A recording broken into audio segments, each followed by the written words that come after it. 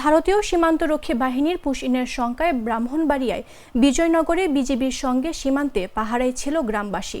শুক্রবার রাত 3:30টার দিকে বিজয়নগরের বিষ্ণুপুর বিওপি, সিঙ্গারবিল বিওপির অধীনস্থ নয়াবাদী ও নলগড়িয়া এলাকায় পাহারা চলে।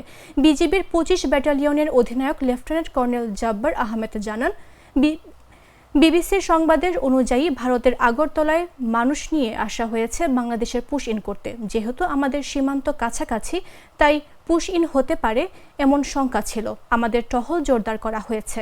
তিনি আরও বলেন, আমাদের সঙ্গে স্থানীয় সাধারণ জনগণ নিজ উৎসাহে সীমান্তে পাহারায় অংশগ্রহণ করেছিলেন। সবাই সারা রাত সতর্ক ছিলেন। তবে পুশ-ইন করা হয়েছে এমন কোনো তথ্য এখনও পাওয়া যায়নি।